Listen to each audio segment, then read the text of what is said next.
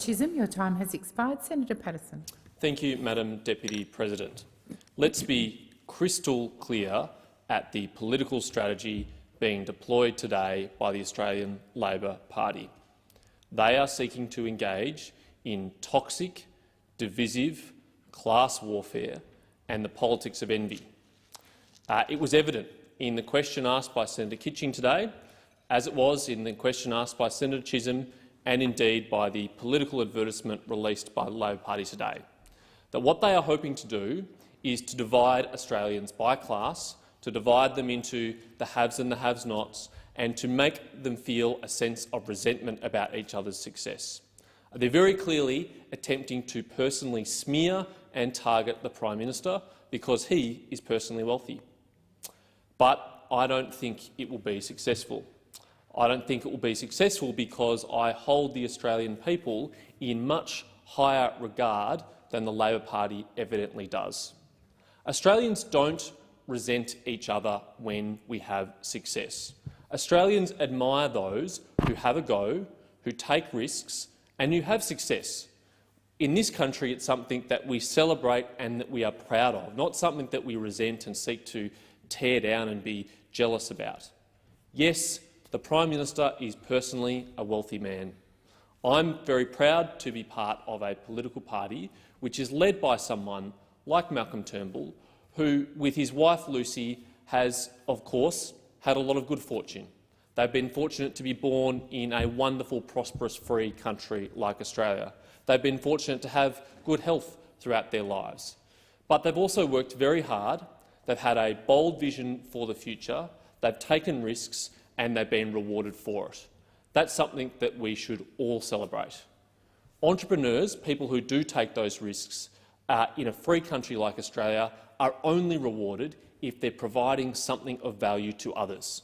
You can't get rich in a free country like Australia by stealing money from others, by seeking government favours. You get rich by starting a business that offers services or goods to people that they are willing to pay for. And in doing so, by accumulating wealth, that's evidence that you have provided something of value to your fellow citizens, because they willingly parted with their own money in order to purchase those services from you. Already, entrepreneurs have made a great contribution to our society that we should be celebrating. But let's think about the other ways that they contribute. Of course, if they've had success, they'll pay a lot of tax in their lifetimes, as they should. The Prime Minister, among them, has paid a hell of a lot of tax over his time, and that's contributed to the services that we all enjoy.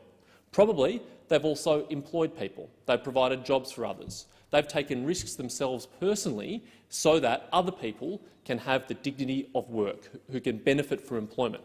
That's a pretty significant contribution.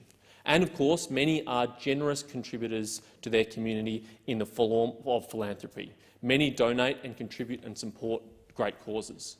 And yet the Labor Party is trying to seek to demonise these people, trying to say that if they benefit in any way or any shape or any form from a cut in personal income taxes, from a reduction in company taxes, that somehow we should resent them and we should vote accordingly.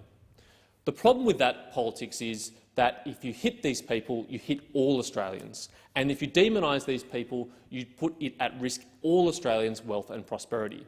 Whether we're modest income earners or high income earners, we all benefit from an economy that rewards success. We all benefit from an economy that says that people who take risks and employ people are people to be lauded and people to be followed and copied, not resented.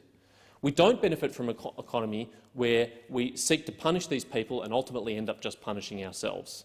If we increase taxes on people's individual income, if we increase taxes on companies, if we become less globally competitive, then ultimately we're hurting all Australian workers and all Australian families, not just those at the top, not just those at the bottom.